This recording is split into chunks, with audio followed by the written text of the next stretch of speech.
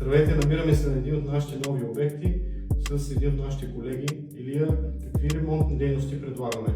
Извършваме ремонтни дейности, основно вътрешни, полагане на шпакловка, монтаж на гипс картон, боядисване и декоративни мазилки. Какво предстои да се направи на този обект? До момента на обекта е положен грунт, след което предстои полагане на боя или декоративна мазилка по предпочитание на клиента. Защо е важно един обект да се завърши качествено? Най-важното нещо в цялото изпълнение на работата е обекта да се завърши качествено, за да е доволен клиента. Защо клиентите могат да се доверят да направиш ремонт на тяхния обект? Клиентите могат да ми се доверят, защото имам дългогодишен стаж в довершително ремонтните дейности и доста клиенти, които са останали доволни от моята работа.